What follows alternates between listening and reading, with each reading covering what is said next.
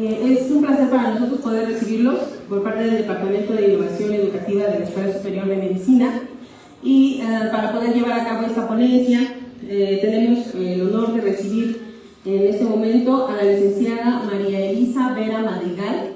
Es Derecho y maestra por la Escuela de Derecho de la Universidad de Michigan, donde obtuvo la beca Hugo Grotius. Ha sido admitida por la Barra del Estado de Texas para ejercer como abogada en los Estados Unidos. Cuenta con especialidades del Sistema Penal Acusatorio por la Escuela Libre de Derecho y en Derechos Humanos por la Academia de Derechos Humanos de American University. En la práctica profesional ha ocupado distintos puestos en la Judicatura Federal. Ha sido defensora pública bilingüe representando personas de escasos recursos en las cortes de los condados de Jim Hawks, Stark e Hidalgo en Texas, y ha colaborado con distintas organizaciones de la sociedad civil en proyectos relacionados con transparencia, combate a la corrupción y prevención e identificación de operaciones con recursos de procedencia ilícita. Actualmente es titular de la Coordinación de Control Técnico de los Delitos Tipificados como Hechos de Corrupción de la Fiscalía Especializada en Materia de Combate a la Corrupción de la Fiscalía General de la República y profesora titular de la Cátedra de Derecho Penal, Delitos en Específico, profesora adjunta de la Cátedra de Proceso Penal en la Escuela Libre de Derecho y profesora de posgrado de la misma institución. Un aplauso, por favor.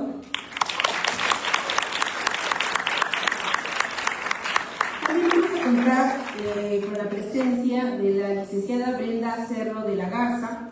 Ella es abogada por la Escuela Libre de Derecho, sustentando su examen profesional con la tesis laureada presentada bajo el título Derecho a la no discriminación, especialidad en Sistema Penal Acusatorio en la Escuela Libre de Derecho, especialidad en Derecho de Amparo en la Universidad Panamericana, maestría en Ciencias Jurídicas en la Universidad Panamericana.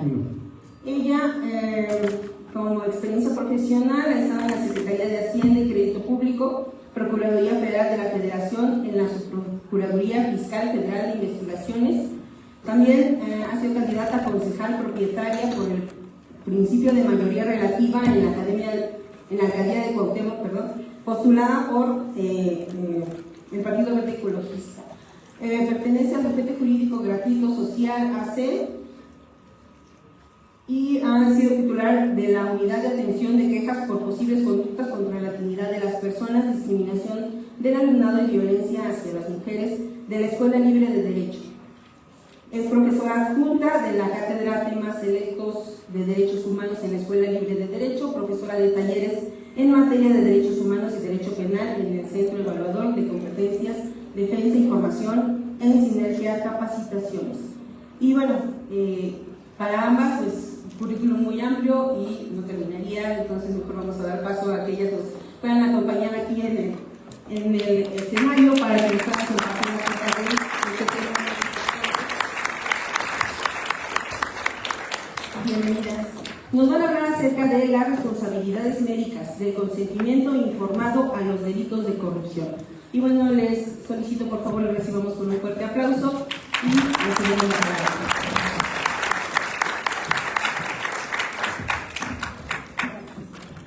Muchísimas gracias por la invitación.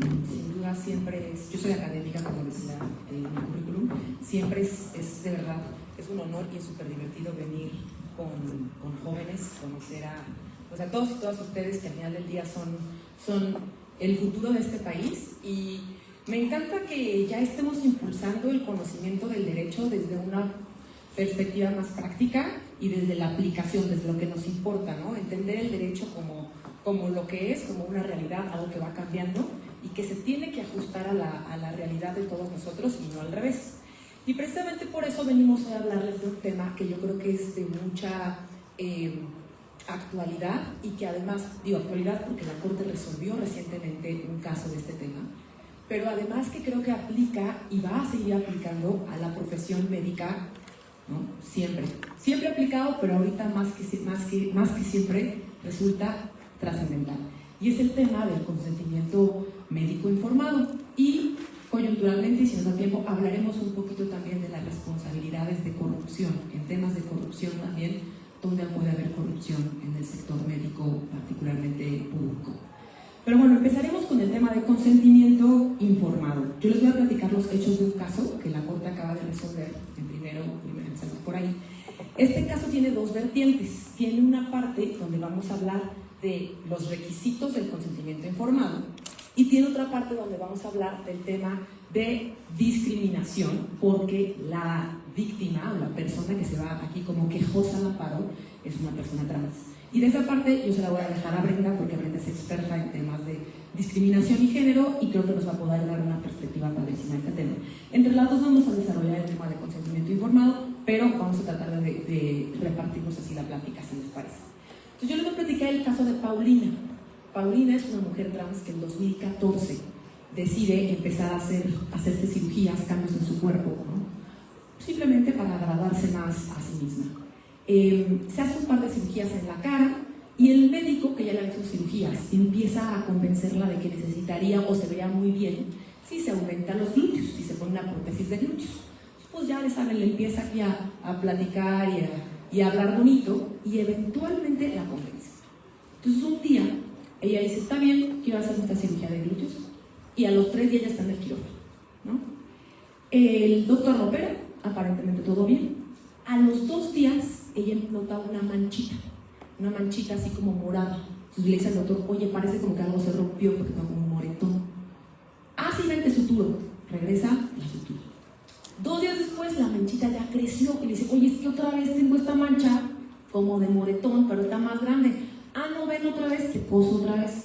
Le dice, oye, ¿no tendré que retirarme esto? No, costó mucho trabajo ponerte, quédate. Tercer día, ya vamos para una semana y ella nota que ahora, además de que se le sigue saliendo como tipo moretones, ya le duele hasta caminar. Entonces ella va de nuevo al médico y le dice, ¿sabes que esto ya me está preocupando? No te preocupes, es que se te infectó poquito, y le inyecta ahí un antibiótico. Ya regresa a su casa. Y ya por ahí de las 2 semanas que no se le quita, le dice, ¿sabes qué? Sí, es que tu cuerpo no resistió los implantes, te los vas a tener que quitar. Entonces regresa y le quita los implantes. Y aparentemente hasta le dice, te voy a tener que raspar porque el polímero se te pegó. El caso es que a pesar de que ya le quitan los implantes, ella sigue teniendo mucho dolor, sigue teniendo ardor, incluso fiebres. O sea, ahí es cuando ella acude al final al Seguro Social, y ahí es donde le dicen, ¿sabes qué? Esto es una negligencia médica. Porque este tipo de implantes, que ustedes hablan más de esto, yo sí no soy experta y creo que Brenda tampoco, este tipo de polímeros encapsulados no pueden ir en estas zonas porque se revientan. Entonces te pusieron un tipo de polímero que ahí no debe ir. Y los médicos le dicen, te recomendamos que demandes. Obviamente todos sabemos que cuando uno está enfermo, lo último que quiere pensar es en demandar, ¿no? Uno lo que quiere es salir vivo. Entonces pasan casi 1 año, 2 años hasta que ella agarra fuerza y decide conseguirse un abogado y decide demandar, ¿no? Y en primera instancia el juzgado le da la razón. El juzgado le dice, tienes toda la razón, a ti te debieron de haber informado el tipo de polímero que te iban a poner y te debieron de haber explicado los riesgos que tenía este tipo de cirugías. En segunda instancia, dice que ustedes no son abogados, les voy a decir, en un proceso normalmente, en un juicio, tenemos primero a un primer servidor público que le llamamos juez, que dicta la primera sentencia. Si no nos gusta la sentencia, la apelamos, o en otras palabras, le decimos a alguien que jerárquicamente está arriba, le decimos que revisa su trabajo porque yo creo que no tiene la razón, y a eso le llamamos la segunda instancia, ¿okay? Entonces, ella gana en la primera instancia con el primer juez. Los doctores, el doctor principalmente que lo opera, apela, y en la segunda instancia le dan la razón al doctor. Y entonces ella se va a un juicio de amparo, que el juicio de amparo es un juicio para la protección de los derechos humanos, que todos y todos los mexicanos tenemos derecho a ese juicio de amparo, y es un juicio que necesariamente se tramita ante los tribunales federales. Ahorita seguro todos ustedes están escuchando y están viendo perfiles de la reforma judicial, ¿no? De la llamada reforma judicial y de la gente que va como candidatos, entre ellos su servidora, aunque esta no es la finalidad de esta plática, pero al final les puedo decir un poquito de eso. Ese juicio ante los tribunales federales inicia como un juicio de amparo y eventualmente llega el juicio de amparo en revisión a la Suprema Corte de Justicia. que la Suprema Corte es el máximo órgano, ¿no?, de todo nuestro país. Y la Suprema Corte de Justicia le da la razón a Paulina. Y le da la razón por dos razones. Una, porque le dice el consentimiento que te hicieron firmar. Si bien firmaste un consentimiento informado, porque ojo, sí había consentimiento informado en el expediente clínico, pero ese consentimiento, le dice, no cumple con los requisitos, ni que establece la ley, ni que establece las normas que rigen la profesión. Principalmente hay una NOM que ustedes deben de saber, ¿no?, la NOM 4, que rige el expediente clínico. Pero además le dice porque hubo un tema de discriminación y de revictimización. Como eras mujer trans, te discriminaron, hicieron poca cosa cooperación, dijeron ni siquiera es una cosa trascendente, ay, ella se metió en esto por querer verse más guapa, ¿saben?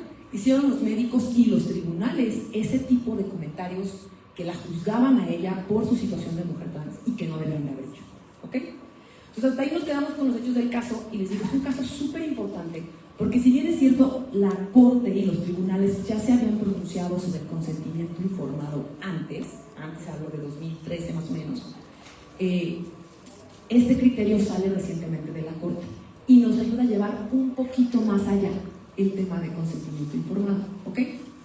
Entonces, no sé, Brenda, si quieres decir algo aquí. Muchas gracias. Gracias por estarnos escuchando y gracias al Politécnico por recibirnos. Y también comparto lo que ha mencionado la maestra María Elisa. Es importante que todos estemos relacionados con el derecho. A veces pensamos que como no es nuestra área y nosotros somos médicos y nos dedicamos a ver qué onda con la protección a la salud, todo lo que pasa con la reforma judicial o lo que pasa con tipos penales no nos afecta. Y a veces nosotros tenemos contacto con el derecho pues porque que a un tío lo detuvieron y que a un amigo se lo llevó el alcoholímetro y mis papás se divorciaron y no tengo para la pensión, y eso es el trayecto que nosotros tenemos, ¿no? Pero ustedes en lo que están estudiando hay muchas implicaciones penales, sobre todo también de responsabilidad civil, y la idea que tenemos hoy es platicarles eso, platicarles de manera general las responsabilidades que ustedes podrán tener y que abarquemos un poco más sobre el consentimiento informado. Y mencionarles a ustedes que, bueno, ustedes ya tienen una carga muy importante a ser estudiantes del Poli y la confianza que nosotros tenemos de que si un día tenemos un problema de salud, ustedes nos van a ayudar. Y ustedes pues están enfocados en eso, ¿no? Y a veces dicen, oye, no puede ser que por hacer mi trabajo, pues ahora traigo una investigación. Entonces la idea es darles estos pues, tips o mencionar lo que tienen que cumplir como mínimo, que es lo que la ley te establece como una debida diligencia. Ustedes ya son expertos, ¿verdad? Pero van a ser un poquito más adelante expertos en medicina, ¿no? Entonces, ustedes tienen que aplicar todos sus conocimientos de medicina para que el paciente tenga pues, el mayor beneficio cuando acudió con ustedes, ¿no? Entonces, solamente se está pendiente de hacer lo mejor que ustedes puedan y dentro de eso pues se encuentra el tema del consentimiento informado, que ahorita vamos a ver en qué consiste, cuáles son los requisitos mínimos, cómo la Corte lo estableció en varios temas, ¿no? Y que ustedes sepan que tienen que cumplir siempre con este consentimiento informado y con estos requisitos, porque si no los cumplimos, podemos traer temas de responsabilidad, ya sean temas de corrupción, como mencionaba la maestra, o temas penales, ¿no? No solamente es un tema de, por ejemplo, una paciente contrata mis servicios profesionales.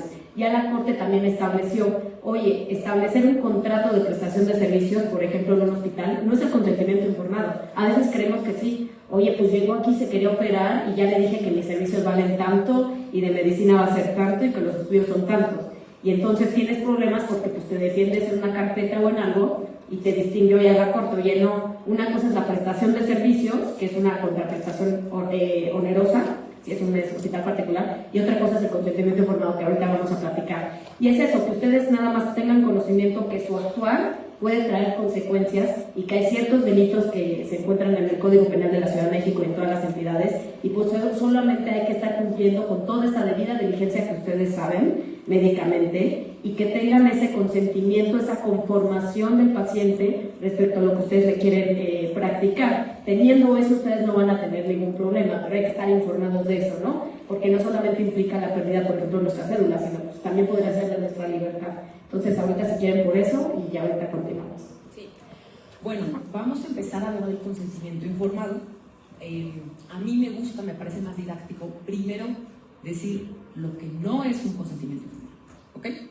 Ya lo decía bien Brenda, el consentimiento informado no es el contrato de prestación de servicios, son cosas diferentes. El contrato es una cosa y el consentimiento nada que ver. Uno no suple al otro, no sustituye al otro.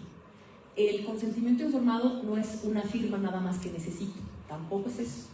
Tampoco es un formato de cajón que yo puedo tener ahí en mi escritorio y ya nada más sacarle copia y decir, este aplica para todos los pacientes. No es eso. Y tampoco es una hojita que necesito nada más meter al expediente clínico. El consentimiento informado va mucho más allá de eso y tiene muchos requisitos. En principio, la Ley General de Salud nos define en el 51 bis 2 qué es el consentimiento informado y trae varios requisitos, ¿no? Y tenemos después que ver, que complementarlo con esta norma oficial mexicana, les decía yo, la 4212, que nos dice que el consentimiento informado tiene que necesariamente estar dentro del expediente clínico, nos dice quién lo tiene que firmar, los requisitos que tiene que tener el consentimiento, por eso vamos a llegar.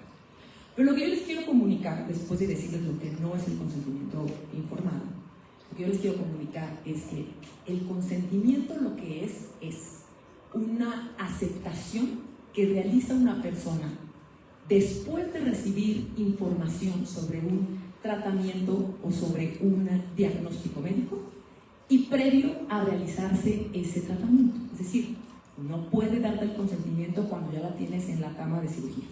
No. Es después de dar la información y antes del tratamiento. Ese es en cuanto al requisito temporal de cuándo tiene que suceder. Pero además hay otros requisitos. El consentimiento tiene que ser libre.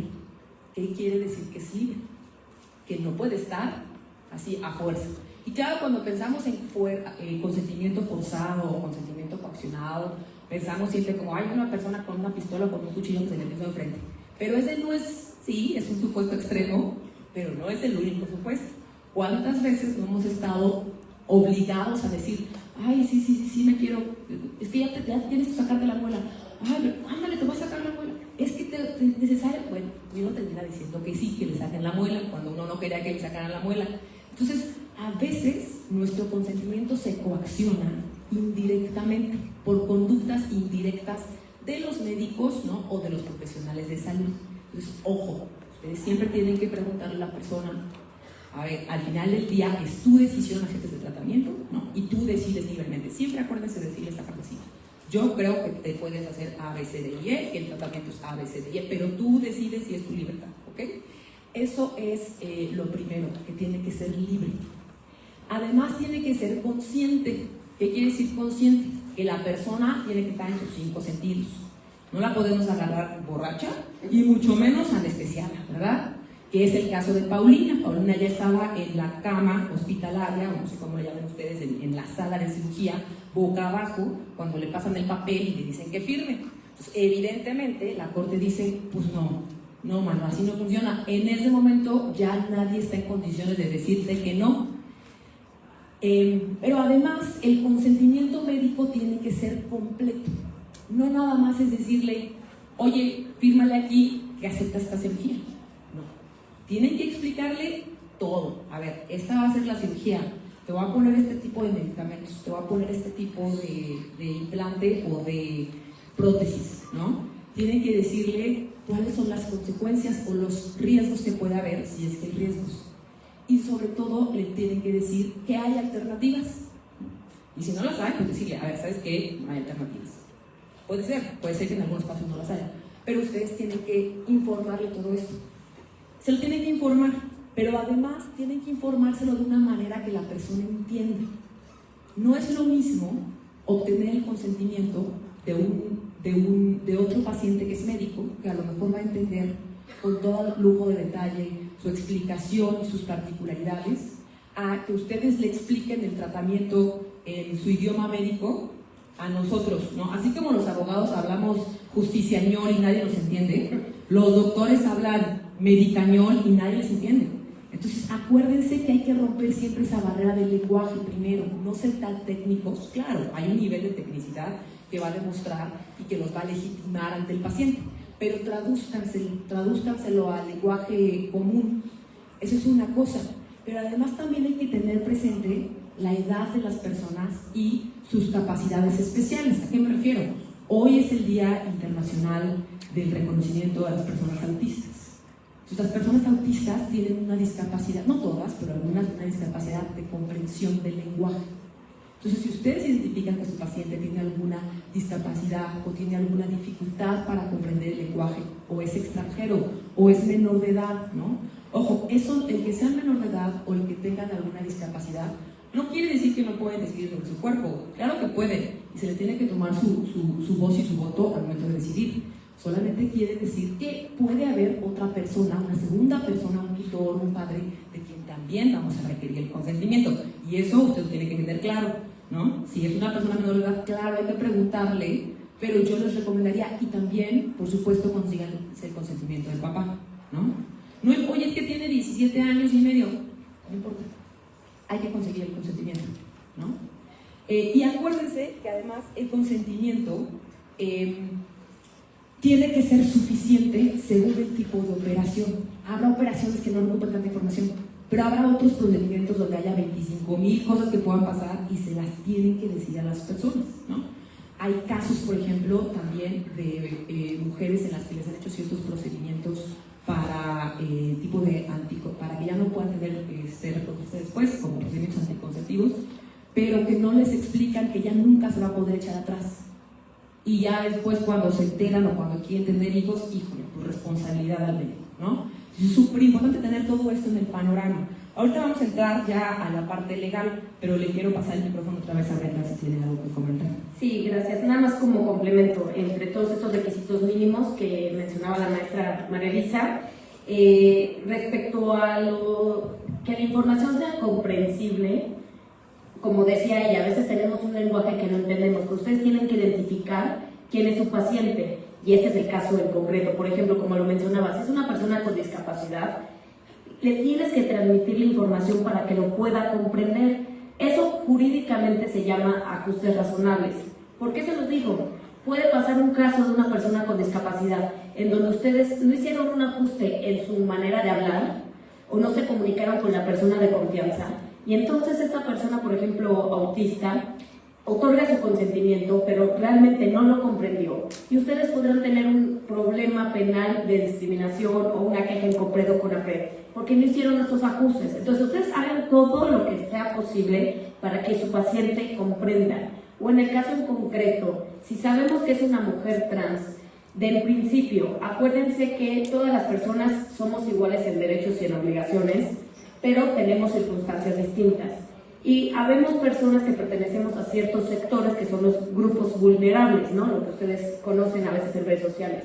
Entre ellos, en primer lugar, se encuentran las mujeres y los niños y las niñas. También hay las personas de la tercera edad. O sea, hay un criterio de la Corte que se establece, oye, cuando es una persona de la tercera edad, es un amparo en revisión, el 384/2023, que dice, hay que entender que por su edad avanzada, probablemente la comprensión es un poco más tardada, más difícil. Y bueno, en el caso en concreto, era una mujer trans. Esto significa que no solamente porque sea mujer ya tiene una vulnerabilidad, sino que pertenece a la comunidad LGBT. Entonces, el doctor tiene que tener esa sensibilidad de darle la información sin que tenga prejuicios o estereotipos, que vamos a ver más adelante en el caso. Porque entonces, además de esta negligencia que tuviste y de no obtener su consentimiento, traes un tema de discriminación. Entonces, todas las violaciones que estás haciendo son cada vez más graves. Entonces, ustedes, yo sé que se dedican a medicina, pero pues tenemos que estarnos un poquito adentrándonos a esto, ¿no? A esa terminología que, pues es la idea que tenemos María Elisa y yo de comunicárselos para evitar que ustedes tengan alguna responsabilidad. Sí, ahora, yo voy a entrar al tema de lo que dice la norma en concreto, la ley sobre este consentimiento informado, y Brenda ya después va a hablar lo que dice la ley sobre el tema de discriminación, ¿no? Que ya les dijo un poquito de lo que dice, le ha dicho la Corte.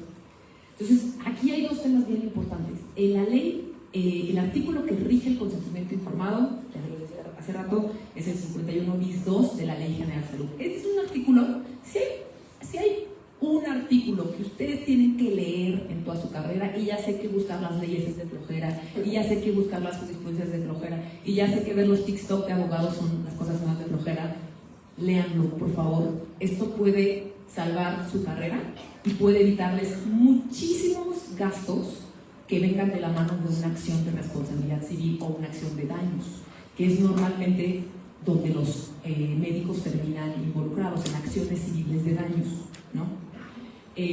Ustedes, digo, habrán escuchado mucho en la comunidad médica, pero es común que esto pase, ¿no? Tristemente es un riesgo con el que tenemos que estar conviviendo. Y creo que tanto ustedes como los abogados lo que tenemos en común es que nos sentimos malentendidos por el mundo, ¿no? Nos sentimos malentendidos por las personas, por la sociedad. O sea, que decimos, la sociedad siempre dice, ay, los médicos hacen mal su trabajo y no nos informan y no nos dicen y juegan con nuestra salud, y lo mismo dicen de nosotros, así que no se preocupen. Es un tema de romper ideas, de cambiar el lenguaje y de acercarnos a ellos, ¿no? Pero este artículo por eso me parece muy importante, porque es el artículo que va a establecer el parámetro de lo que ustedes sí tienen que hacer y lo que no tienen que hacer. Hay un límite, tampoco uno está obligado a lo imposible. Ese es un principio de derecho. Nadie está obligado a lo imposible. Pero la norma nos dice que no es imposible y que sí es imposible. ¿Ok? Nos dice, primero dice este artículo, ojo, el consentimiento informado, como les decía yo a ustedes, no es nada más un papel. La norma dice, es el núcleo del derecho a la salud. Es la esencia del derecho a la salud, por eso su importancia. Y viene aparejado de un deber por parte de los médicos. ¿Okay? Eso, así es como nos define la ley, el consentimiento informado. Y luego nos dice que todos los prestadores de salud tienen el deber de obtener un consentimiento informado. O sea, no nada más los doctores ni los médicos, ya me dijeron que ustedes son médicos, ¿verdad? No nada más doctores y médicos, los enfermeros, ¿no? Quienes realizan procedimientos estéticos o quienes realizan ya procedimientos, ahora le llamamos, ¿cómo le llaman? Ciertos tratamientos de belleza que son como cosméticos, pero que no necesariamente son. Todos los que realizan algún tema que impacte en la salud de las personas tienen que cumplir con este consentimiento, ¿ok? Y luego nos dice los requisitos, que yo más o menos ya les platiqué, los requisitos de este consentimiento, cómo debe ser.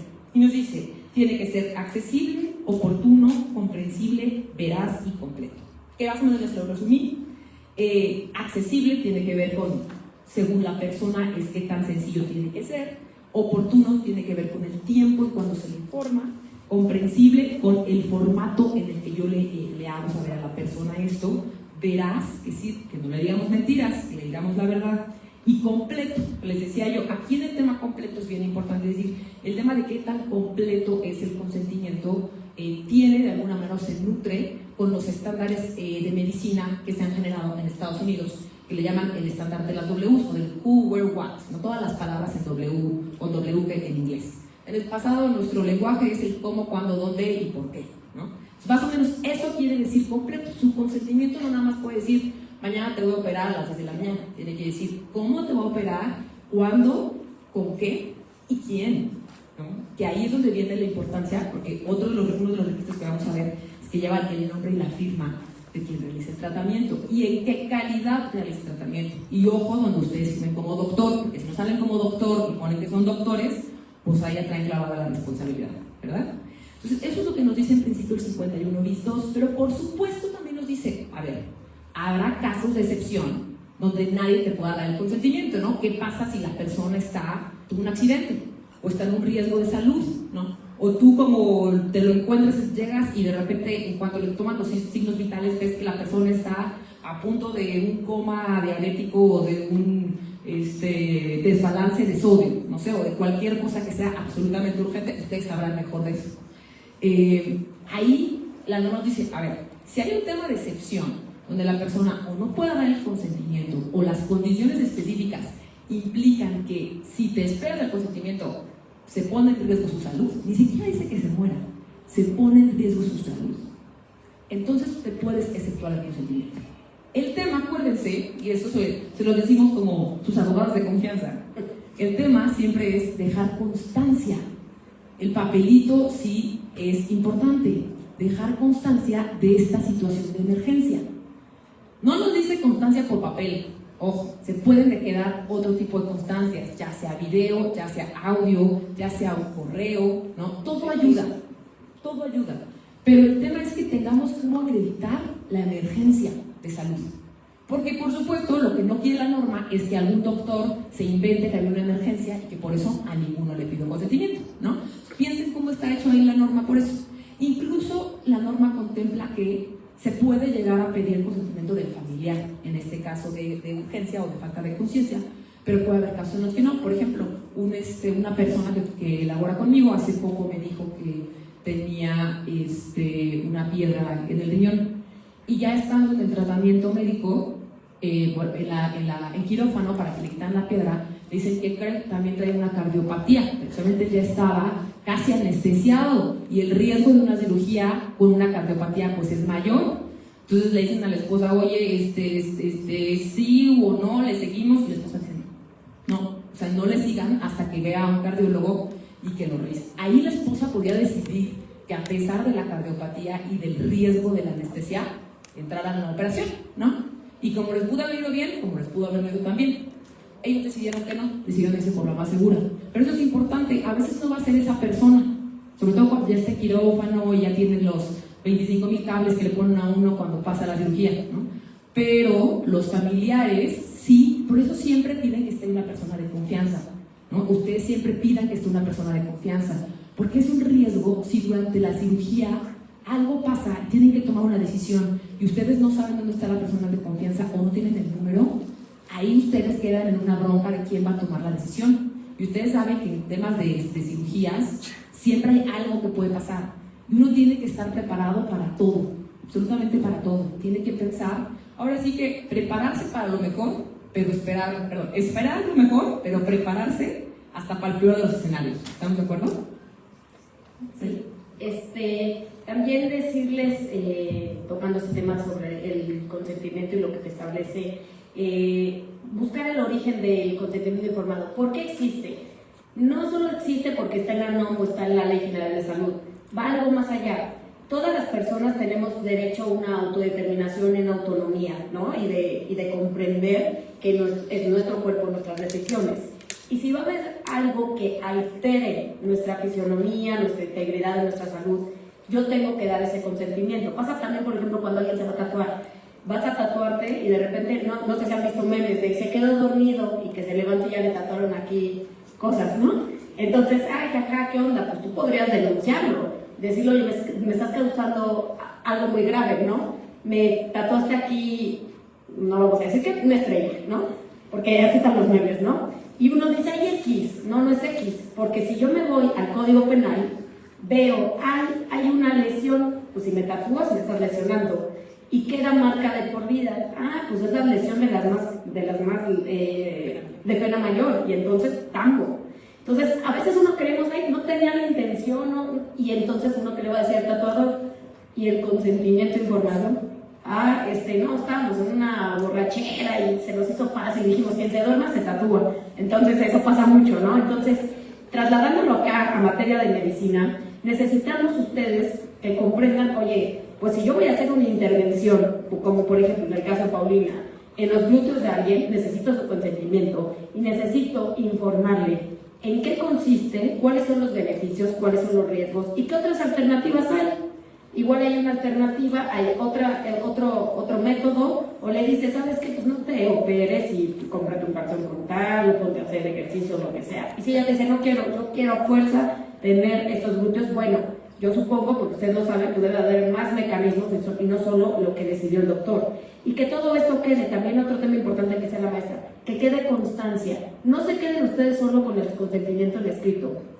Si pueden, obviamente, traer un tema de protección de datos, pero un consentimiento, por ejemplo, al paciente cuando es un caso grave donde haya mayores riesgos y puede haber hasta la pérdida de la vida, pidan autorización para una videograbación de consentimiento, pidan autorización o tengan a su persona, a su auxiliar, a su enfermero, a su médico adjunto, no sé qué terminologías tengan a alguien para que tener un testigo. Hagan todo para que ustedes, si tienen algún problema, demuestren que hicieron todo para que esta persona comprendiera, ¿ok? Eso por un tema. Y bueno, lo otro, porque lo que sustenta, como mencionaba, el consentimiento es la autodeterminación que todos tenemos de decidir qué va a pasar con nuestro cuerpo, ¿no? Y esto forma parte, como mencionaba la maestra, de un derecho que se encuentra en el Cuarto Constitucional. Ustedes lo saben, que es el derecho de protección a la salud. Entonces, nosotros no podemos tener un derecho a la salud, por eso no se le llama derecho a la salud. porque pues de repente hay personas que tienen cáncer y que esa persona no tiene derecho a la salud, sí, pero no depende de ella. Lo que sí tenemos es un derecho de protección a la salud, que significa que podamos acudir ante ustedes para que nos ayuden a tener la mejor esfera de salud, porque como ustedes saben, como ha dicho la OMS, pues es gradual, ¿no? Entonces esa es la idea, y no sé si quieres que ya pasemos al caso. Sí, bueno, ya nada más para cerrar en este tema, les decía, la NOM 004-212, que también es una norma que seguro en algún momento de su carrera les van a hacer examen de esta, porque establece todos los requisitos que tiene que cumplir el expediente clínico. Entre uno de sus requisitos establece el tema del consentimiento informado, ¿no? Entonces, la NOM nos dice que además de todo lo que tiene que tener el expediente clínico, que ustedes ya los deben de saber, y si no les hacemos examen, tienen que cumplir con este consentimiento, y nos dice los requisitos de forma. Eso sí hay que distinguir. La ley y la jurisprudencia y los casos nos dicen el contenido, hasta dónde tenemos que meterle carnita, pero la forma está en la norma oficial mexicana, en la NOM 004. La NOM nos dice, entre otras cosas, que ocupas nombre, firma del paciente, sus generales, se saben, ¿no? Nombre, firma también de algún familiar o persona de confianza, y nombre o firma del médico o especialista de la salud. En el caso de ustedes, sobre todo, si no son doctores, pues dejen claro que son médicos, ¿no? Y no llenen el formato de cajón. Pasa mucho que los hospitales tienen un formato de cajón y luego el formato de cajón no se apega con lo que necesitamos cada quien.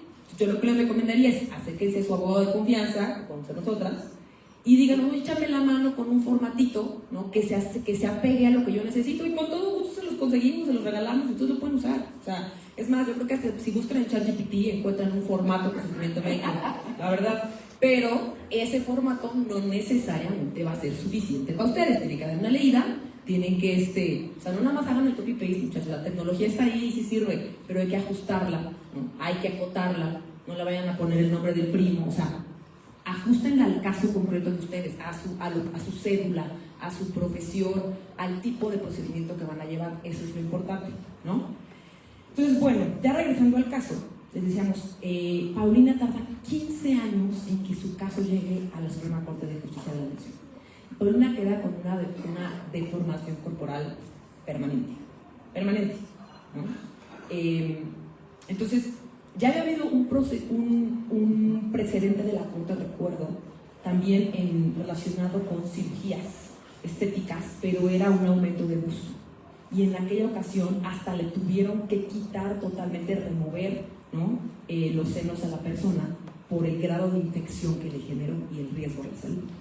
O sea, aquí la Corte al final condena a los médicos, los condena conforme a lo que los abogados llamamos derecho de daños, que no nada más es, oye, le vas a pagar, obviamente le vas a regresar lo de la cirugía y le vas a regresar lo de todos los tratamientos médicos, pero además le vas a pagar por el daño emocional, por el sufrimiento que le implicó a esa persona. Uno, todo el calvario de llegar a la Suprema Corte de Justicia para obtener justicia, si es que lo es, porque 15 años después también es muy difícil hablar de justicia, ¿no? Pero además le vas a tener que pagar por el daño emocional que ella siente o que ella se quedó al ver su cuerpo diferente, ¿no? Y al ver que su cuerpo ya nunca va a ser el de antes. Y además, imagínense, una persona entra a un procedimiento queriendo verse más bonita o queriendo gustarse más y sale odiando su cuerpo. Yo creo que es de las peores cosas que nos pueden pasar en materia de integridad personal, ¿no? Nuestra autoestima se puede ver súper afectado cuando tenemos ese tipo de afectaciones físicas. O sea, en materia civil tenemos el tema de la responsabilidad médica por daños. En materia penal, y Brenda se los va a explicar, tenemos el tema de las lesiones, ¿no? Incluso también tentativa de homicidio, dependiendo de qué tan grave, tantas afectaciones o riesgos a la salud se hubieran generado, ¿no? Y además, para el caso de los médicos que están en el sector público, pudiera actualizarse algunos delitos de corrupción. ¿Por qué les digo que los de privados no? Porque los médicos que están en el sector privado no cumplen con un requisito que nos pide la norma penal para corrupción, que es ser un servidor público. ¿Ok? Cambia en cada estado y a nivel federal. Pero acuérdense, ser médico es mucha responsabilidad como ser abogado. Ser servidor público es el doble de responsabilidad, ¿no? Y yo sé que hablar de responsabilidad y hablar de todo ese tipo de cosas nunca es sexy, pero la verdad es que viene aparejado. O sea, el servicio público, yo los invito a todos a eventualmente trabajar en el servicio público, reditúa mucho también. Tiene un salario emocional que no van a encontrar en la práctica privada. Esa es una realidad, ¿no? Y a quien nos interesa la justicia y a quien nos interesa este país, pues siempre buscamos trabajar o nutrir nuestra carrera de práctica en el sector público. Y es muy bonita, yo creo que es muy, muy gratificante, ¿no? Pero trae sus riesgos. Entonces tenemos que ser muy cautos y tenemos que ser, sobre todo, muy inteligentes, ¿no?, al momento de documentar nuestro trabajo. Sí, exactamente. Ustedes ya por ser médicos tienen, por esta profesión, una carga que les pone el Estado, ¿no? Y entonces en el Código Penal tienen varios delitos. Como tal, el delito así de negligencia médica no lo vamos a tener. A mí me han buscado de repente señoras y me dicen, oye, fíjate que fui con un cirujano médico y le pedí que me aumentara los senos y le pedí tal talla y todo estaba muy bien, pero me di cuenta que ya no empezaba a cicatrizar bien y me las dejó los senos horribles y así, y tanto, y afecta emocionalmente porque yo ya no puedo desenvolverme de tal manera, ya no puedo usar escote, mi relación con mi pareja se acabó, me divorcié, bla, bla, bla, y no se puede reconstruir. Y entonces me dicen, quiero denunciar al médico. Entonces, cuando nosotros acudimos al Código Penal, como tal un delito de negligencia médica no va a existir. Entonces tenemos que ver qué acto hizo el médico y cuál sería la responsabilidad que se le atribuye. Por ejemplo, si ustedes tienen un caso en donde están en un hospital y no le brindan servicio médico a alguien, ese es un tipo penal en específico, que es el de abandono o negación de práctica indebida de servicio médico. ¿Ok? Y si son servidores públicos, además pueden tener hasta responsabilidad del Estado. O sea, más problemas, más responsabilidad. Ustedes piensen que cada sentencia que tengan en su contra implica más dinero, entonces, y no se suman. Es decir, ustedes pueden ser responsables por lo civil, pero pueden ser responsables con una queja en COPRED y pueden ser responsables en lo penal, y ahí se va sumando dinero. Y no saben que digas, oye, ya te pagué en lo civil. No, es que ese es el pago de daños, pero cometiste una negligencia y en lo penal son lesiones y ahora debes tanto. Entonces, échenle cuentas, ¿no? Y un problema que sea que no te firmaron el consentimiento, que tengas alguna negligencia, pues te puede ocasionar muchos problemas, incluso hasta la pérdida de la cédula, ¿no? Otro tipo de responsabilidad penal que ustedes pueden tener es el requerimiento arbitrario de la contraprestación. Que digas, no, me debe dinero, no sales del hospital, enciérrenle en el cuarto hasta que pague. Uno dice, ay, no pasa nada, pues puede ser un secuestro express y son 60 años, ahí se quedan en la cárcel para siempre. O sea, pensemos que hay conductas que no pasa nada, sí pasa y están en el Código Penal. Otro, por ejemplo, suministro de medicinas nocivas o inapropiadas. Ustedes cuando vayan a hacer un suministro, cuando tengan una receta, lo mismo. Digo, cuando nosotros vamos al médico y nos dan una receta en una consulta, pues no hay un consentimiento informado en este caso y no le dan 3 hojas, pero sí adviértanle por qué le van a dar ese medicamento, ¿no? ¿Cuáles son los efectos secundarios? Por eso es importante el expediente clínico, porque a veces, pues por dar cualquier medicamento es el inapropiado y pueden tener un tipo penal. Todo lo que les estoy diciendo a ustedes son tipos penales. Y están los casos de lesiones y homicidio. Por ejemplo, en el caso de Paulina, debemos de ver si en estos 15 años, en todas las operaciones que ha tenido, no le causó un perjuicio en su vida. En una vez así, igual tuvo una afectación en su corazón. Entonces, si hay una afectación en su corazón y hay un peligro en la vida, ¿qué delito será? Tentativa de homicidio. Y si es mujer trans, en una de esas tienes una tentativa de transfeminicidio. Y la pena, vamos a ver la pena, digo, no es el caso, pero ustedes hablan de un caso de una influencer que hace poquito le dieron una sentencia por tentativa de feminicidio. O sea, sí puede pasar a ustedes, que de repente tengan una tentativa de transfeminicidio y demuestras que tenías unas razones de género y pues ahí se quedan en la cárcel, ¿no? Independiente de las afectaciones que tengan a su nombre, a su familia y demás. Entonces, la idea es estar siempre informados y cuando a ustedes no les quede claro que su paciente comprendió absolutamente lo que les están manifestando, pues pues la verdad es que no agenda ninguna cirugía ni nada hasta que le quede perfectamente claro, hasta que ustedes tengan testigos. Si es necesario que su consentimiento informado tenga 10 hojas en donde le expliques con ABC los riesgos, beneficios, bla, bla, bla, háganlo. Esa es la manera en la que ustedes van a poderse defender sobre un tema de negligencia médica, y el tema de discriminación es muy importante. También hay un tema de conciencia, etcétera, pero bueno, que reconozcamos nosotros, acuérdense del artículo 1 constitucional, que todos tenemos un derecho a la no discriminación. Entonces, que podamos verificar esto, que no discriminemos a nadie. Si son servidores públicos, o sea, médicos que están en hospitales, pues saben que no podemos andar negando el servicio, ¿no? Porque es por parte del Estado, ¿no? Ya en hospitales privados son otras técnicas, pero sin embargo, si estas razones para negar el servicio no están justificadas, pues es discriminación, que es en el caso en el que pasa con Paulina. Paulina se le echa la culpa, oye, tú por querer cambiar tu cuerpo y por querer ser mujer, pues mira las consecuencias que tuviste.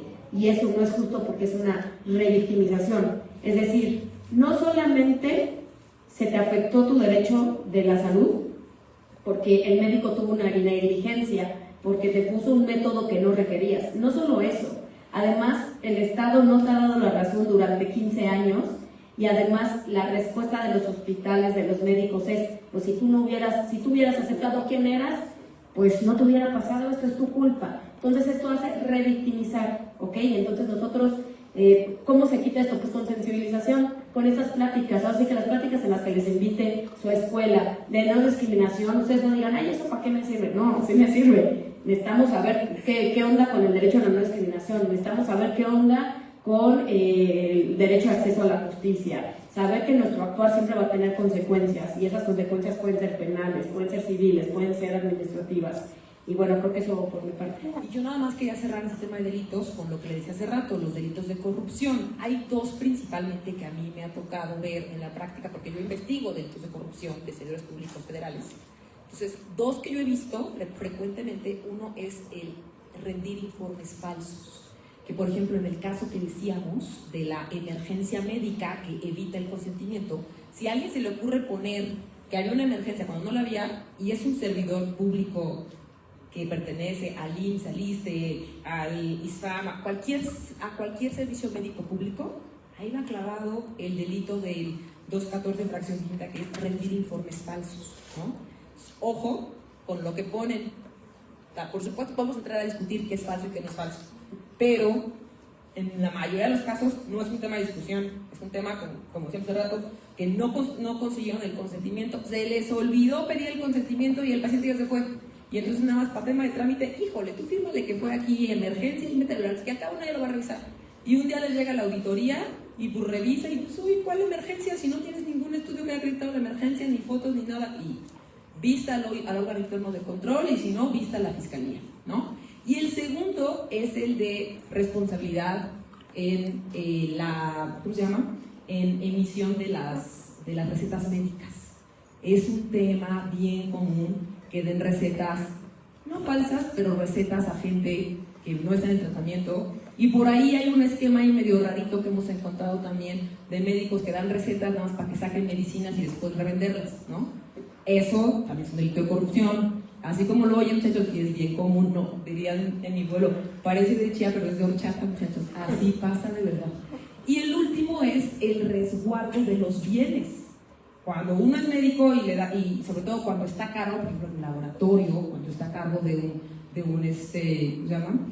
un área de cirugía, ¿no? De una sala de cirugía, hay una persona siempre que está a cargo.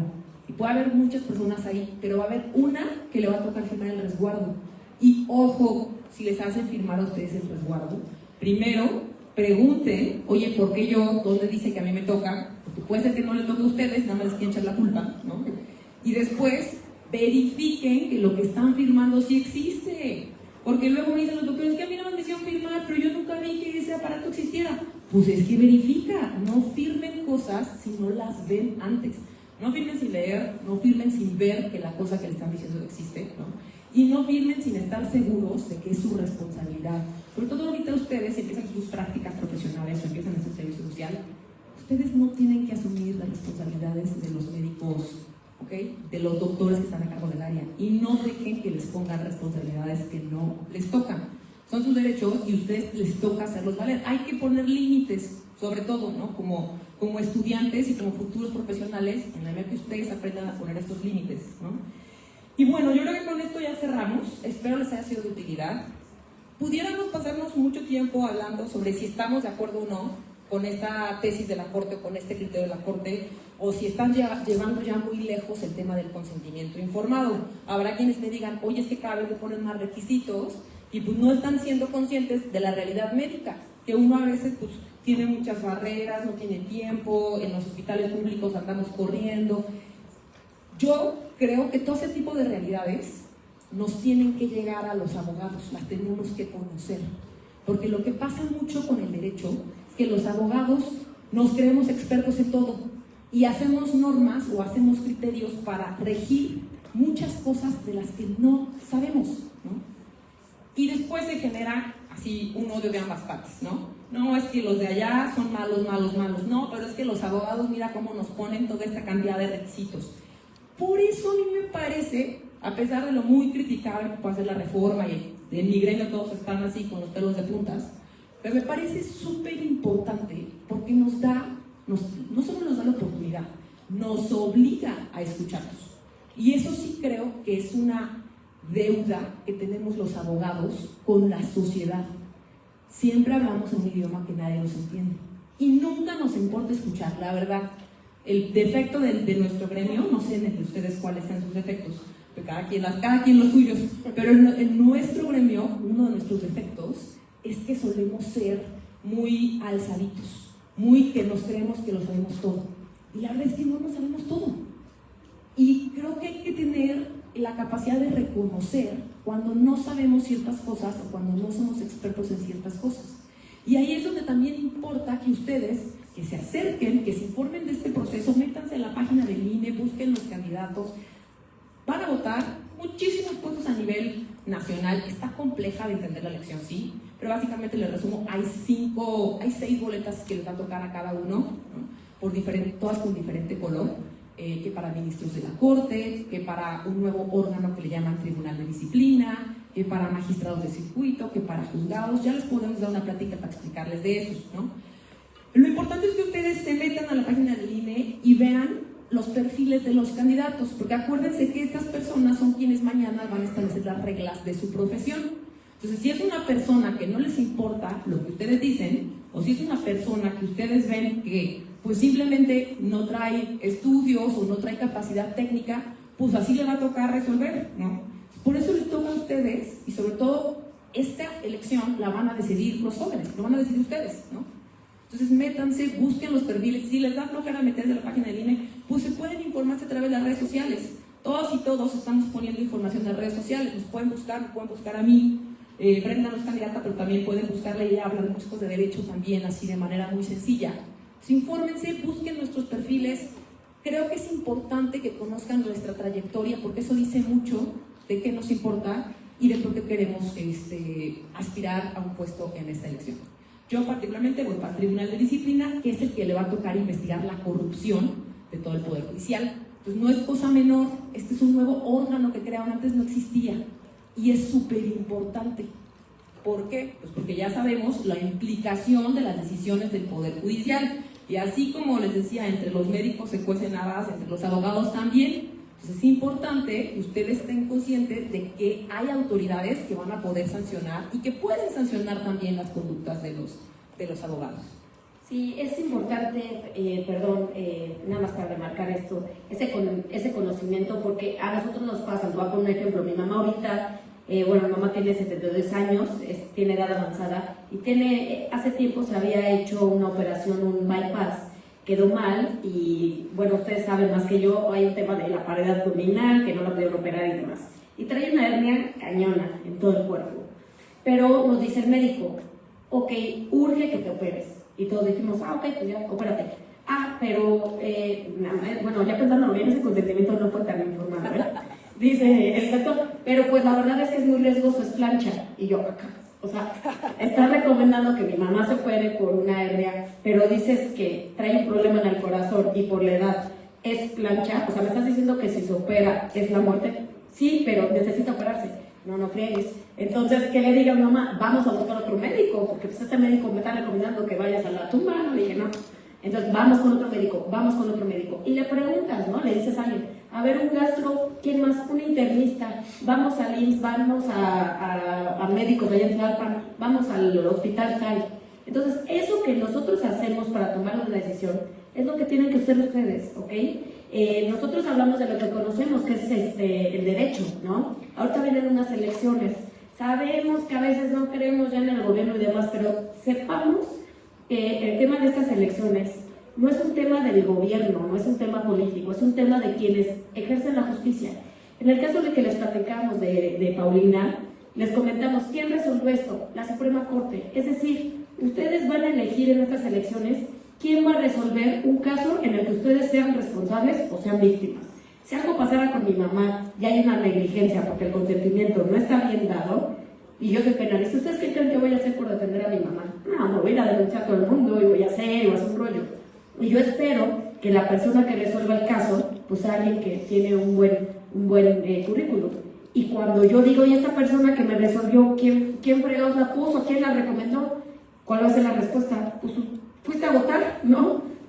Pues hubieras votado, ¿no? Entonces, nada más informémonos, ¿no? Todos estamos en este mismo camino que es el Estado, así como los abogados necesitamos de los médicos de los abogados, infórmense, y es un derecho que tenemos todos nosotros, vayamos a votar.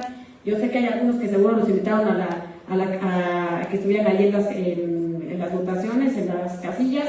Sé que no lo aceptaron porque están muy ocupados estudiando, pero bueno, al menos vayamos a votar, ¿no? Y muchas gracias por escucharnos y quedamos a sus órdenes para cualquier pregunta que ahorita tengan. Muchas gracias.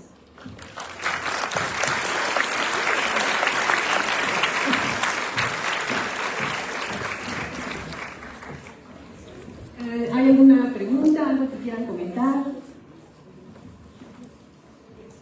¿No? Todo quedó muy claro. O ya. Ya. Te escuchamos. Bueno, quería saber yo qué es lo que sucede con el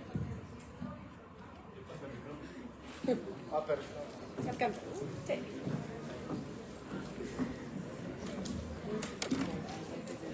Sí. Bueno, buenas tardes. A mí me gustaría saber qué sucede con el consentimiento informado y en la cuestión de la ley, cuando es una cuestión de emergencia y algo pasa que pues no estaba previsto, pero que pues daña al paciente y no hubo un consentimiento informado porque era un caso de emergencia. ¿Qué es lo que sucede con el médico? Bien, pues lo que decíamos justamente es, a ver, si es un caso de emergencia, no tiene que haber consentimiento, pero lo que tiene que haber es un documento que acredite el caso de emergencia. Ese sí tiene que estar en el expediente. Y además hay un requisito también de que hay que rendirle un informe justificado al comité de ética, me parece, de la institución, o a la autoridad competente. Quiere decir que en cada hospital o en cada institución puede haber un comité diferente, o te informarán, en caso de emergencia le tienes que decir a tal persona. Pero lo importante ahí es que lo documenten. Si ustedes documentan que hubo esa emergencia, el estándar para los médicos en caso de emergencia baja. Sí baja. ¿Por qué? Porque les decía yo, uno, nadie está obligado a lo imposible, ¿no? Dos, todos sabemos que en caso de una emergencia puede haber muchas cosas no previstas, como decía su compañera. Puede haber muchas cosas, bueno, sí, pues una emergencia para empezar, no le hicimos estudios preoperatorios, ¿no? No le hicimos un estudio de sangre, no le hicimos examen clínico. Hay muchas cosas que no sabemos y nos vamos a ir enterando de la situación del paciente conforme va avanzando el procedimiento, ¿no? Básicamente ya nos llegó el jarrito roto y así como nos tocó, así lo vamos a atender. Entonces eso es lo que cambia, pero por eso les digo, no se preocupen si en un contexto de emergencia pasan cosas, es normal, pero lo que sí tienen que asegurarse es que cuando llegue la persona, alguien, y ahí creo que es donde les toca a ustedes, porque los médicos siempre van a andar así, ¿no? Ya el que dirige la operación ya anda sin frega, pero normalmente le va a decir a alguien como ustedes, o al servicio social, o al el prestador o algo, ándale tú, integra el expediente clínico, y entonces ahí ellos van a decir, yo sé cómo integrar el expediente, ¿no? ChatGPT, no es cierto. Como ya tomaron notas, ya saben cómo integrar el expediente, entonces van a saber qué poner en ese expediente y van a saber que si hay algo que les faltó o algo que no pueden documentar, pues que le tienen que decir al doctor, oye, tenemos que acreditar que hubo una emergencia aquí, porque si no puede haber responsabilidad. Y ya con eso, con que ustedes pongan ahí fotos, cartas, correos, estudios donde hayan acreditado el tema de la emergencia médica y esté en el expediente médico, por supuesto, y le informen a alguien más, porque eso sí es importante. No nada más es dejarlo en el expediente, sino que la ley nos dice hay que informarle a alguien más para que quede constancia de que existió esa emergencia. Entonces, en esos casos, me parece que pueden ustedes estar sin la responsabilidad y sin la necesidad del consentimiento médico. Sí, y nada más precisar, cuando hay un tema de una emergencia, pues la persona no va a estar consciente, ¿no? Lo que a veces le reclamamos a los médicos es, oye, ¿y lo que decidiste tú era lo mejor para el paciente, para preservar la vida o la salud? Esa tiene que ser la toma de decisiones. Además de todo esto, obviamente, si hay una toma de decisión urgente, por eso llamen a un familiar para que rápido, pero hay decisiones que no esperan, ¿no? Es inmediato. Entonces, ¿qué tienen que hacer ustedes? La ciencia, yo sé que ciencia y mucho es prueba y error, pero pues no prueba ni error con alguien, ¿verdad? Porque es la muerte, ¿verdad? Pero sí, la decisión que tú tomaste médicamente, es decir, un perito en medicina, alguien que estudió la carrera, sabe que lo que tú decidiste era lo mejor para el paciente, pues yo creo que podemos decir que sí, ¿no? O por ejemplo, en el caso de Paulina, del caso que les platicamos, polímeros o algo así se llama, no sé qué sea, ustedes sí saben, encapsulados, pues cuando sale el dictamen dicen es que eso no se tenía que poner ahí, o sea, casi cualquiera que estudió sabía. Entonces es eso, con que tú tengas que documentado, y eso es con clínica y con tu experiencia, es que yo sé que esto que yo tomé era lo mejor para mi paciente, para preservar la vida, y lamentablemente no se obtuvo lo que sea, no van a tener responsabilidad. Eso es un tema de debida diligencia, no solo es el consentimiento, por eso les decía, tenemos que ser diligentes y además tener el consentimiento, pero en emergencia pues no lo tienes, ¿no? O a veces tampoco le vas a decir al paciente, a ver, como en el caso de mi mamá que les estoy diciendo, digo, ahí no es un tema de emergencia, porque acá se llega al quirófano. Pues mi mamá no va a saber, mamá solo quiere decir, ¿qué es lo que menos me va a llevar ahorita a la muerte? Ah, señora, pues no se opere. Ah, ok, pues dime eso, ¿no? No me digas un escenario catastrófico, pero no me digas que es riesgoso, ¿no? Y eso es como mera lógica, ¿no? Ustedes además lo tienen con el conocimiento y por eso están estudiando aquí. ¿Otra pregunta por ahí? Perdón. Me gustaría saber, me comentaron que este documento es revocable. ¿Qué características se tiene que cumplir por parte del paciente por si después del tratamiento dice siempre ya no lo quiero hacer y ya se empieza? No, pues mira, ahora sí que borrar el pasado no se puede, ¿no? Entonces, el consentimiento es como los exnovios. Mientras todavía tienes con el novio, lo puedes echar para atrás. Pero una vez que ya lo cortaste, no, o sea, uno tiene que reconocer que lo dio, y aunque lo quieras echar para atrás, pues ya pasó el procedimiento médico. Antes del procedimiento médico, firma 3 días antes. Y después, al día siguiente, lo piensa, toda la noche tiene pesadillas y sabe que quiere echar para atrás, lo puede echar para atrás. Pero lo que no puede hacer es echarlo para atrás una vez que ya tuvo el procedimiento médico, porque eso es fraude. ¿Alguien más tiene alguna pregunta? ¿Quiere contar algo?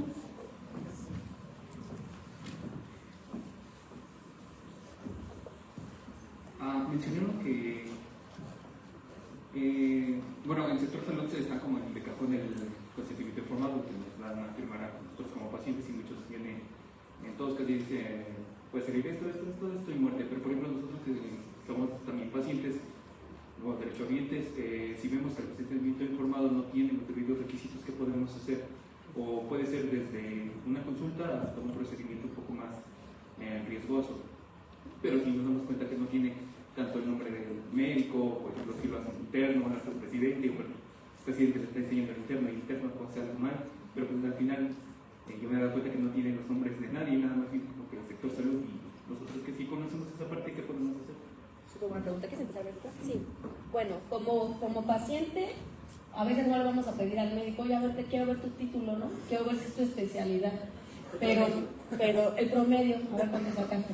Pero creo que sí es importante, ¿por qué? Porque ¿qué nos van a decir después? Tú firmaste, y ahí es, por eso la señora Paulina se tardó 15 años, porque tienes que demostrar que no tenías el consentimiento. Entonces, a veces como paciente, si estamos informados con esto, decir, a ver, este consentimiento está chato, o me lo cambias, abres un Word y me lo firmas aunque haya un formato, o yo lo que siempre les recomiendo a mis beneficiarios, a clientes, es firma, no está completo, no estoy de acuerdo, obviamente si es una cuestión de emergencia, pues te piden que firmes y ya, ¿no? Poner no está completo, no estoy de acuerdo y demás, y la verdad ya empezar a hacer una entrevista también a tu doctor. Tú eres el que me va a firmar, sí, a ver tu nombre igual y no es, acuérdense que luego firma el jefe, y tú te llamas Osvaldo, no, soy Oscar, ¿por qué me estás diciendo que eres tú? Entonces, preguntarle y demás, y si no, como paciente, no firmar y no someterse, ¿no? Porque esa es tu garantía como paciente de lo que te van a intervenir. Esa es tu garantía, decir, yo sé que es este doctor y me van a hacer ABC y me dijeron que estos son los riesgos y demás. Y ustedes como probables responsables de eso, igual, decir, oye, hay un formato, pero ustedes miren, ustedes son muy inteligentes, son médicos, y ustedes tienen derecho, y es no dejarse. Porque cuando hay broncas, siempre a quién se le echa culpa. No, pues ay, el compañero firmó. Pues ¿por qué firmó? Él solito, pues es que él dice que es doctor, él se echa, ¿no? Él es, siempre le echan la culpa al otro, ¿no? Entonces, tú como estudiante y demás, decir, no, esto no está bien hecho y yo no lo voy a firmar porque yo no soy responsable. Como decía la maestra, hay que saber a qué estamos obligados. Ustedes, como son servidores públicos y van a estar en un hospital, van a tener un contrato de prestación de servicio. Vamos a ver qué dice tu plaza, vamos a ver si tú tienes facultad de decisión, y si tienes facultad de decisión eres el que puedes firmar o no. Todo eso ustedes lo tienen que conocer, porque tomen en cuenta que no solamente es un caso, es su propia vida la que está en juego aquí. Estamos hablando de casos donde ustedes, su vida, todos tus sueños, tu nombre, tus estudios, todo está en juego por haber llenado mal algo, ¿no? Entonces es mejor que nos tardemos mucho y volvamos a hacerlo, a que por quererlo hacer rápido firmemos y ni te acuerdes y en 15 años te llaman de la corte por un asunto que tú ni sabías, porque además te fuiste a vivir a Michoacán y de repente se dan cuenta que el presidente tú firmaste y te van a decir, ¿qué hiciste el 7 de febrero del 2005? No, pues no me acuerdo. Ah, operaste a la señora Paulina. ¿Cómo? Sí, tú firmaste el consentimiento. ¿Cómo fue? Entonces, por eso hay que estar documentado. Ustedes también lleven sus registros, amigos. Ya sé que es mucha papelería, eso tienen su celular con mucha memoria. Registro de todo lo que firmes, de quién es el paciente, de todo, de todo. Ustedes tengan su registro, porque si hay un problema, pues tienes tú también tus pruebas. Por eso les decía, si hay alguna duda, videos y demás. ¿Alguien más?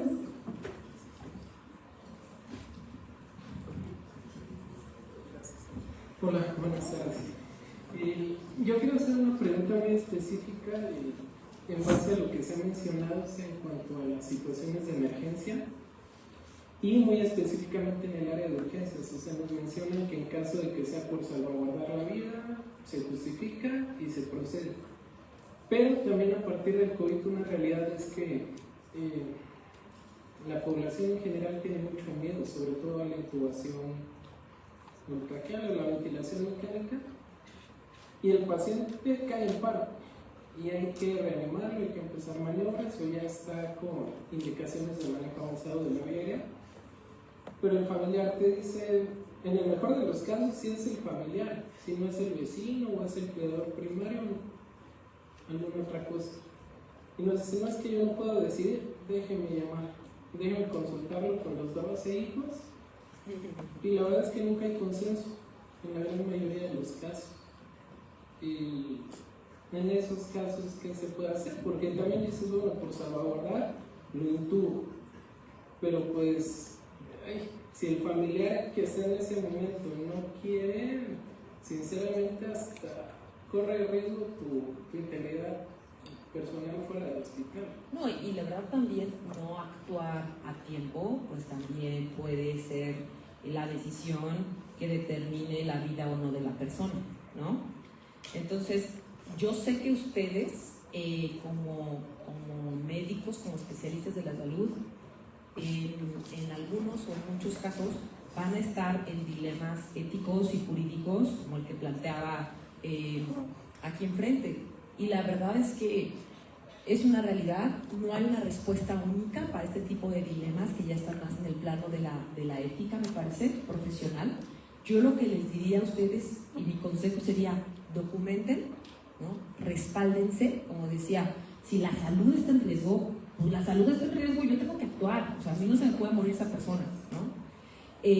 Documenten ese proceso o eso que los llevó a tomar la decisión, hagan lo mejor, lo que esté dentro de sus posibilidades, siempre traten de dar lo mejor de ustedes en el servicio médico, pero, a ver, no están obligados a lo imposible. Ahora, hay casos en los que hay una ley que se llama de voluntad anticipada.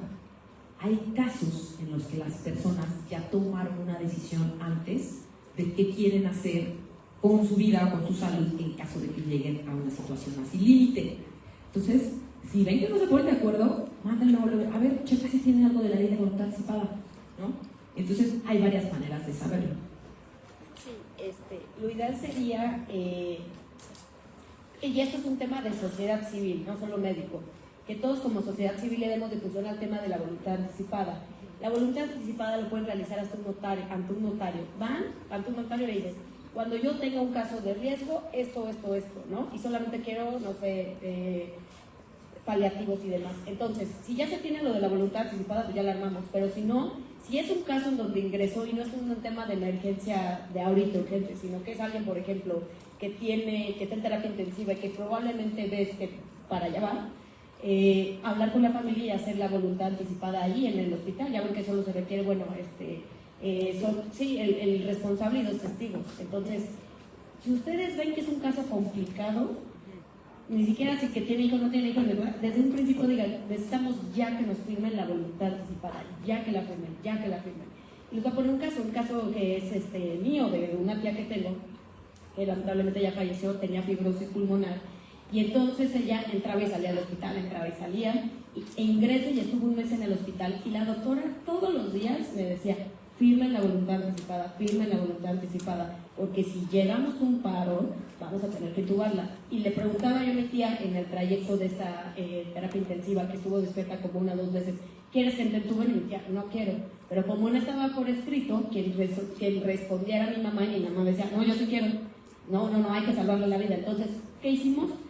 Fue la responsable, que era mi mamá, 2 testigos, mi hermana y yo, y a firmar la voluntad anticipada, que es no se intuban, no nada. Entonces, ustedes como médicos eso, inciten al paciente, firman la voluntad anticipada y explíquenle, porque a veces como que nos da miedo. Desde voluntad anticipada significa que si mi familiar está mal, no le vas a salvar la vida. Y ese es el miedo, ¿no? Como que no entendemos. Entonces hay que explicarlo. No significa eso, significa esto, ¿no? Con un lenguaje que nosotros podamos entender. Porque uno como familiar pues tiene miedo que su familiar se muera, ¿no? Y queremos que ustedes hagan todo lo que es humanamente posible y lo que no, para salvarlo. Entonces es eso, es mucha difusión al tema de la voluntad anticipada.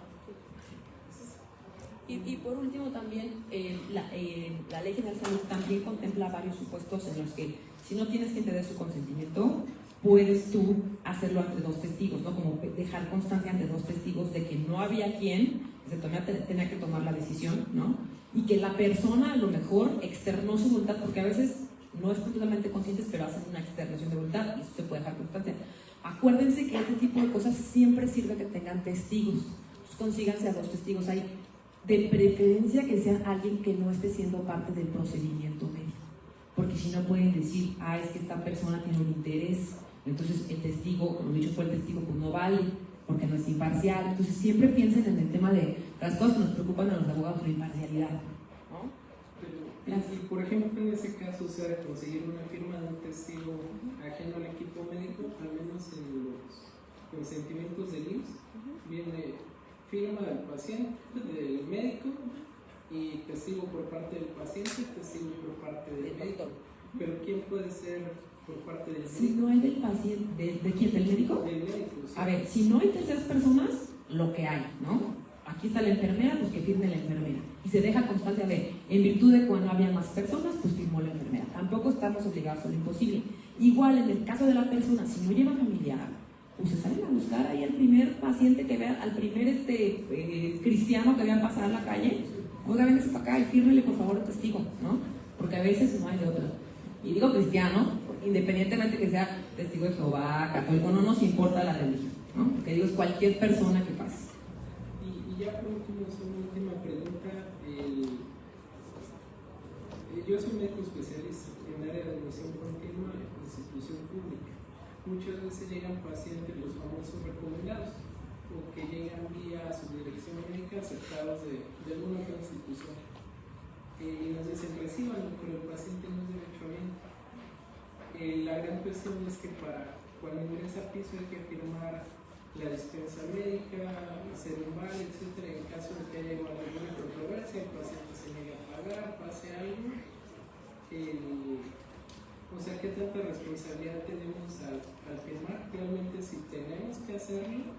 Y otra, generalmente, los directores médicos, que son nuestro jefe inmediato, pues en su gran mayoría dan poco o nulo respaldo. O sea, fírmale y vas a ir por delante, ¿no? Entonces, ¿qué se puede hacer? Sí, bueno, respecto a lo de derechohabiente, creo que ustedes ahí lo exigen, ¿no? Si no es derechohabiente, pues no te pueden prestar el servicio. Sin embargo, si es un tema de urgencia, pues no te puedes decir que no eres derechohabiente. Eso también pasa, por ejemplo, estás pasando por Pedregal y hay una emergencia, no porque no tengas tarjeta de crédito no te pueden recibir en el Ángeles de Pedregal, porque es un tema de negligencia, porque ustedes tienen que prestar el servicio. Si no lo hacen, o sea, no puedes decir, no eres del IMSS, uy, no, pues vete. ¿Por qué? Porque entonces, acuérdense que les había dicho, hay un delito. Si no prestas el servicio, hay un tema de emergencia, pues tienes una bronca. Entonces es mejor probablemente tener un procedimiento administrativo donde tú justificas médicamente por qué le diste la atención, a tener un problema penal de no lo atendí porque era del ISSSTE y yo soy del IMSS. Entonces, por eso siempre preservemos. Lo que el derecho penal le reclama a las personas es ¿por qué no hiciste lo que tenías que hacer? Lo que tenías que hacer como médico no es ver si es del ISSSTE o ver si es derechohabiente o tiene una tarjeta de crédito. Lo que tenías que hacer es salvarle la vida. Ya después vemos quién paga, qué no paga, qué hace, qué no hace. Entonces, mientras tú cubras con eso, es mejor tener eso y responder así, decir, oye, yo hice lo mejor porque estoy cumpliendo con mi debida diligencia, no lo hice porque pues yo no quiero una bronca administrativa. Y respecto a lo otro, tienes razón. Por eso les decía, tengan mucho ojo. Yo sé que es muy fácil decirles, pónganse con límites a su jefe porque pues, el médico te va a mandar de castigo no sé dónde, ¿no? Pero sí, tengamos en cuenta que, acuérdense, la firma es la que vale. Y si está su firma y ustedes no son los responsables, como decía la maestra, pues veamos nosotros nuestro cargo. Decir, oye, ¿sabes qué? Yo atiendo acá, pero no soy, por ejemplo, el encargado del quirófano, o no soy el encargado de la operación, yo soy el adjunto, no sé qué nombres ustedes tengan, pues no firmo. ¿Por qué? Y la verdad, por eso mismo, yo no quiero una bronca. Oye, pero yo te estoy diciendo que firme, porque yo ahorita firme usted es el responsable. Es mejor eso, y es mejor que nos cambien, que el médico, que digan que somos sangrones, que no se puede trabajar con nosotros, que somos bien no sé qué. Es mejor eso a tener un problema. Entonces, no firmar, ¿no? Pero ¿qué tienen ustedes que conocer? ¿Quiénes son ustedes? ¿Qué cargos tienen? ¿Y qué cargos tiene tu jefe, no? Porque el jefe está para los aplausos, pero cuando hay problemas, pues le echamos la culpa al de abajo, ¿no? Cuando de repente, oye, se robaron, como dice la maestra, un instrumento. No, pues fue él el apunte. Yo ni estaba dando consulta. Oye, no manches, ¿no? Entonces, es eso, cubrirse ustedes, cúbranse. Siempre testigos, todo documentarlo. Por ejemplo, seguramente te va a decir el doctor, oye, fírmame aquí. Pues igual no te lo dice en persona, te lo dice por mensaje. Tú haz constar en el mensaje. Oiga, pero quien lo tiene que firmar es usted. Hagan constar. Y si ya los obligan, hagan constar que tenían una dirección, ¿no? Que alguien los obligó, y ahí vemos un excluyente de responsabilidad. Ya en penal ya vemos, oye, pues es un mando, y ya vemos con qué, ¿no? O me obligaron, o ya vemos con qué los defendemos, pero evitemos eso. Sí, yo tengo una solución quizá un poquito más realista, porque entiendo como servidor público que a veces es bien difícil decirle que no al superior, ¿no? Entonces yo sí creo que el tema es, pues, de alguna manera dejar claro que se actuó por instrucción del superior jerárquico. Sea mandando un correo, haciendo hasta un escrito donde diga por instrucción del superior se atiende el siguiente paciente. Con esa frasecita, por instrucción del superior, ya le están dando margen al abogado para que ahí pueda acreditar, como dice ella, un excluyente, ¿no? Sí, o una causa incluso, habrá que pensarlo, de atipicidad en su momento, ¿no? Eso ya es un tema más técnico que no tenemos que meternos ahí. Pero sí creo que es súper importante eso, el decir por instrucción superior. Ahora, el darle atención a alguien que no es paciente o que no es derechohabiente, puede ser un acto de corrupción, claro que sí, la verdad. Porque se supone que las personas, pues por un lado alguien está, ¿no?, firmando que cumple los requisitos para el servicio cuando no los cumple, ¿no? Y por otro lado está habiendo una mala aplicación de recursos públicos también, ¿no? Entonces eso lo podemos explorar en otra charla, pero me gusta mucho escuchar las preguntas que vienen de los casos y de la realidad que ustedes viven, porque es el tipo de experiencias que nosotros no sabemos qué pasa. Y es lo que creo que como abogados tenemos que tomar en cuenta. Muchas gracias.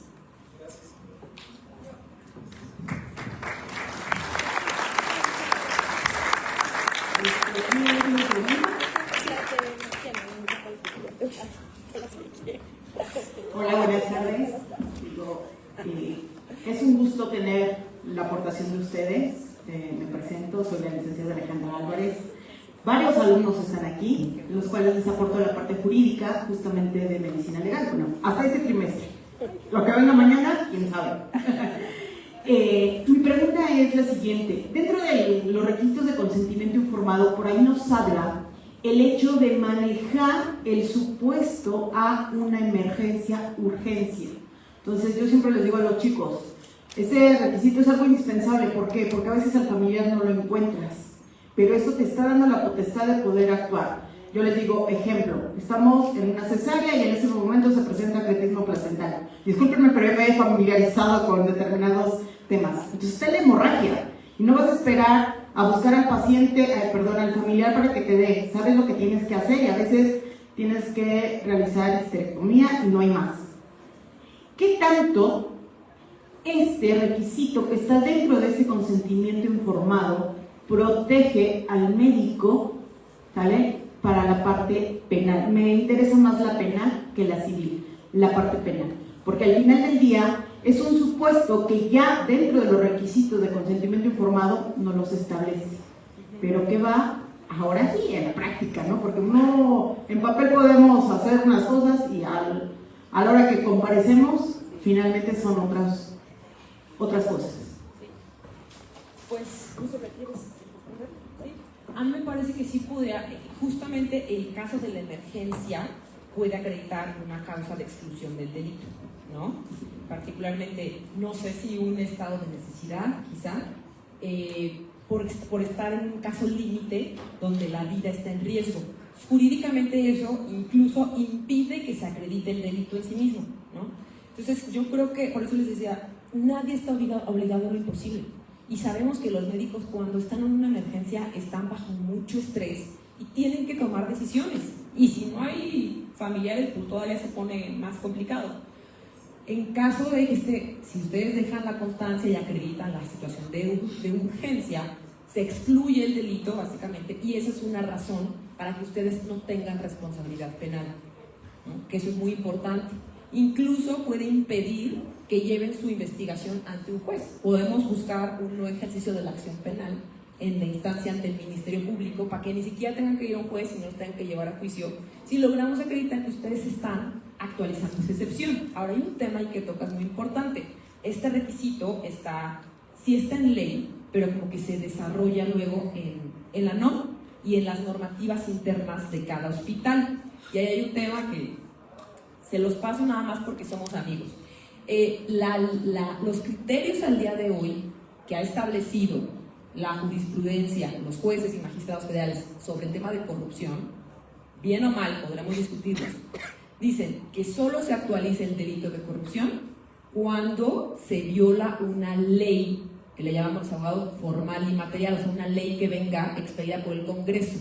De manera que si los requisitos están a nivel manual o a nivel lineamiento interno, claro, tienen el deber de saberlos, y no cumplir con ellos puede dar lugar a una falta administrativa, pero no penal, ¿ok? No prisión. Y eso es bien importante para que ustedes digan, a ver, yo voy a hacer lo mejor que puedo, pero yo tengo la certeza de lo que está en la ley es lo único que me puede terminar afectando mi libertad. Y lo demás, muchachos, bueno, si quieren, múltenme, sanciónenme, déjenme sin trabajar un mes, lo que sea. Pero la afectación más grande siempre es la penal. Y ahí creo que todavía podemos tener esa tranquilidad el día de hoy, para bien y para mal, porque en algunos casos, pues, habrá algunos requisitos que valga la pena meter a la ley, ¿no? pero creo que eso nos da un poquito de tranquilidad y como abogados, ella, Brenda, que es penalista, les da margen a los abogados de la defensa penal. Sí, y otra cosa, obviamente cuando estás en una emergencia, pues estás resolviéndolo. Lo que yo siempre le digo a los médicos, y es mi carta cuando yo los denuncio, es cómo está el expediente clínico. Esa es la clave. Si el expediente clínico, obviamente, pues cuando hay una emergencia no estás llenando el expediente, pero que es importante que se esté documentando por qué sí, por qué no, qué pasó, qué no pasó, que eso coincida, el expediente debe estar mega completo y que coincida con hasta el acta de función, con todo, porque cuando hay esas faltas es cuando empezamos a decir, entonces no actuaste diligentemente, ¿no? Que a mí me cerciora que tenías que tomar esa decisión.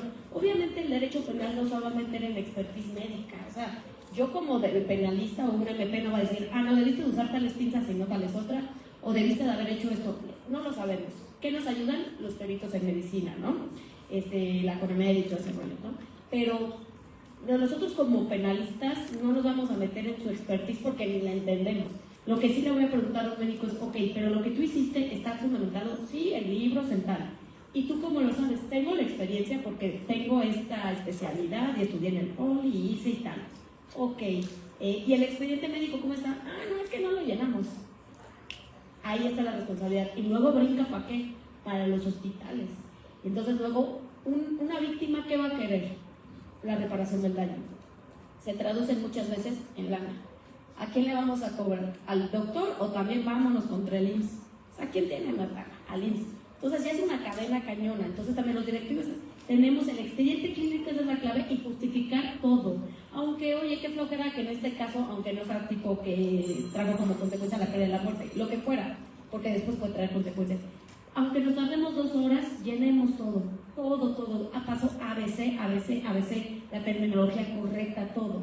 Con el expediente clínico bien explicado y científicamente que esté justificado, realmente no van a tener un tema. Porque ustedes tienen que demostrar, yo lo tengo todo, yo cumplí con todo lo que tenía que cumplir. Y con ese penalmente la verdad lo vemos muy difícil. Cuando yo he visto casos de negligencia médica, es cuando la neta no es tanto por un tema médico, es un tema más administrativo, ¿no? Entonces, con que tengan, o sea, ¿qué hay que hacer, amigos? Las cosas bien. Hay que hacer las cosas bien. Los temas, yo sé que ustedes dicen, si yo soy médico, yo no voy a estar llegando cosas administrativas, pues llénenlas, porque si no, ¿cómo los defendemos? ¿No?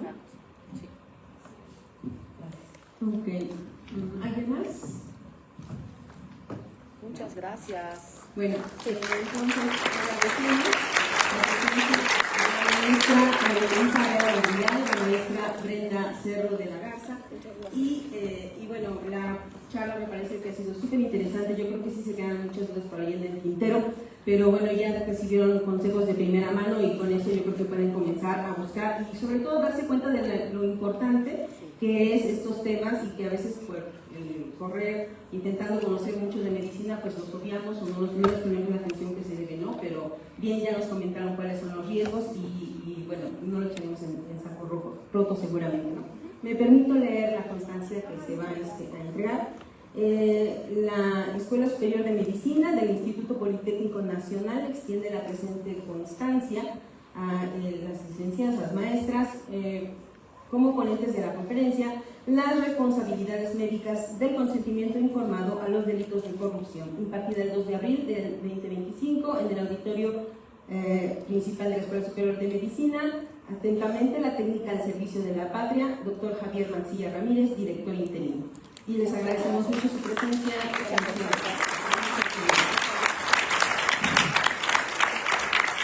Agradecemos la presencia de todos ustedes.